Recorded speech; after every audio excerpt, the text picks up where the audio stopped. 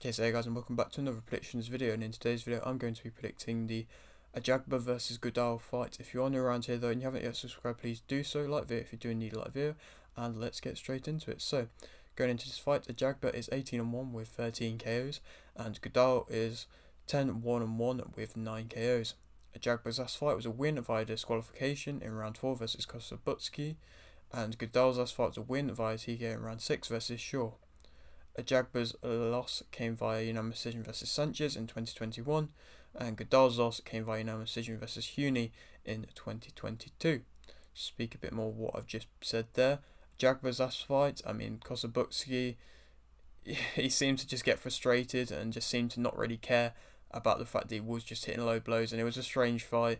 Ajagba, he supposedly did what he had to do and weathered that kind of strange storm coming from Kosobutsky.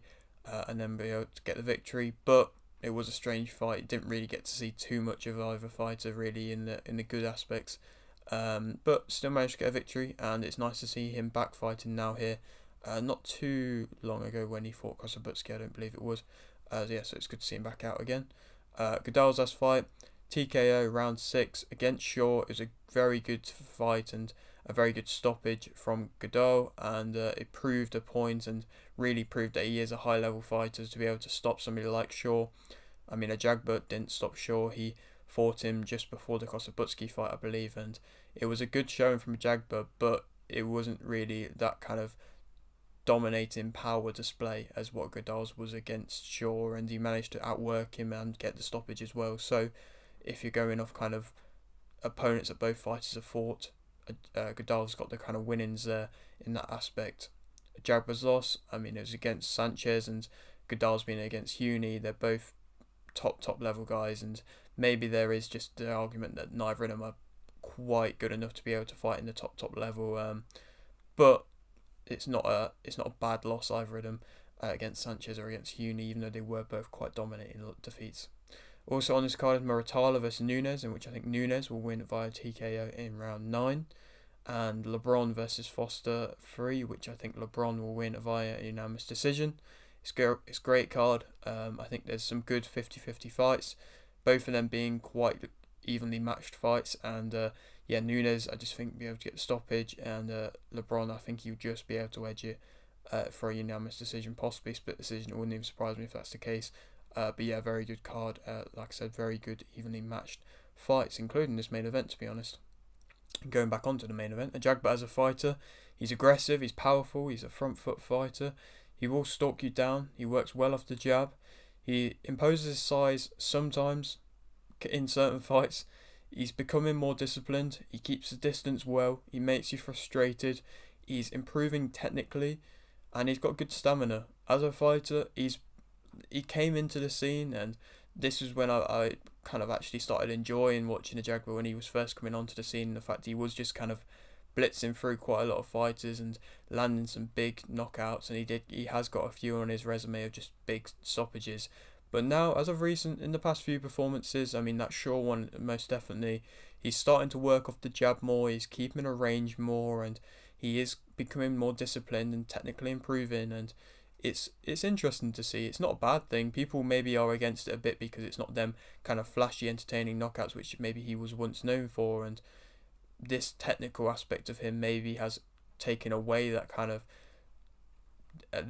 maybe not power, but his will to let his hands go quite as much. But he's still technically outboxing fighters, and there's not that many heavyweights that are just using their jab constantly and just being able to nullify anything just because they're keeping the range so well. And the fact he has got quite a big reach, and he is that big guy, he is able to push you back with that jab, and so the fact that he is keeping a range is nice to see, and it's interesting. It's something a bit different, and the fact that he can do it and can then drag you into the later rounds and still just keep doing what he's doing.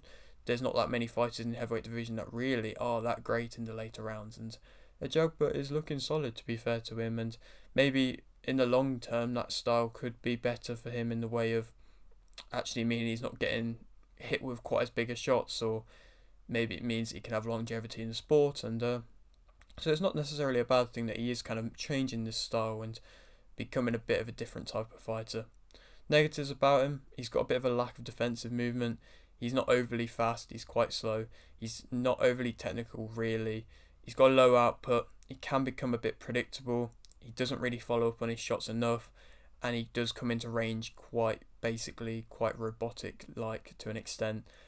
Yeah, it's the lack of defensive movement and attacking movement. There's not really much in his movement, and yeah, it's not amazing. The fact that he does have that low output as well, it means that he's just literally just pumping out the jab, and then it does become predictable. Yeah, it's nonetheless it's going to come up predictable, and if he's not following up on them shots either, then it just means that he's really not going to be pushing the tempo to get a knockout. But like I said, it's a different style, but it's going to be interesting to see if this style is what he's going to be wanting to carry on with, or if this is was that just really the past couple fights, and if he's changed his mind and wanting to go back to what he was before, or if he's just tweaking it and improving with every fight. Goodall as a fighter though, I would say he is improving with every fight. Since the defeat against Uni, he's been looking very good since, and the fact he is coming off a big stoppage against a fighter who is a high level fighter, again Inshaw, he is improving with every fight. He's got solid timing, he's an in-close type fighter, he's a pressure fighter, he'll change levels, he'll let his hands go, he'll kind of hit everywhere, where he'll literally just not even matter if there is an opening, he will just hit every part of your body.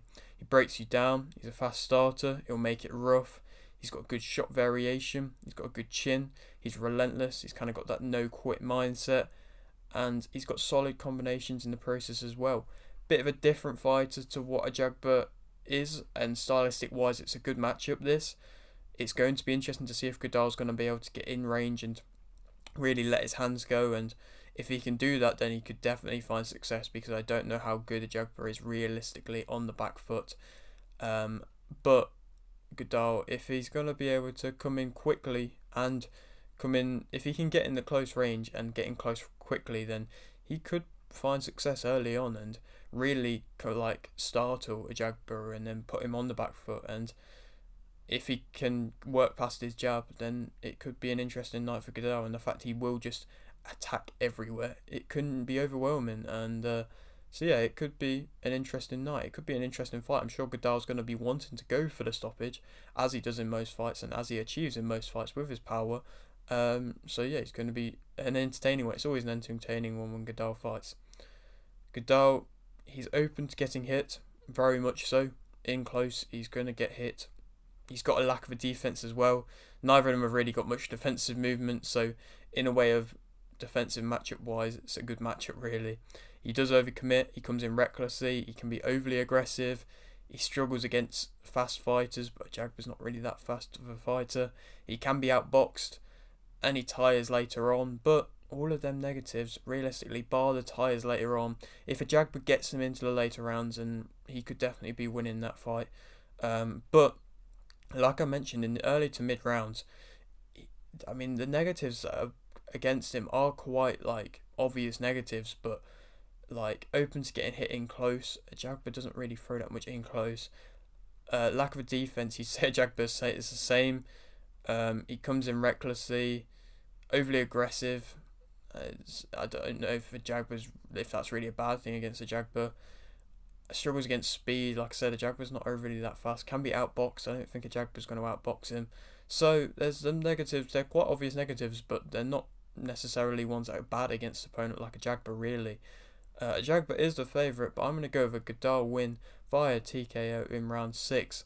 I think he could definitely find success. It's going to be interesting to see if he can get past his jab, but if he can do, and if he can do it early on and really impose himself, then I think he can get a stoppage here.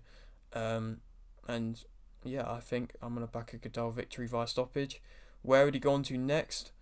I've got a few fights here. I don't really know if they ever would happen, but I've got Gassiev. He's coming off a defeat versus I forgot who it is, Wallen. So that could be a kind of good fight. That would be a stylistic, quite a nice matchup. Wardley, he's coming off a big victory for the British title, but if he wants to step up in opponents, and you never know, that could be a fight to make.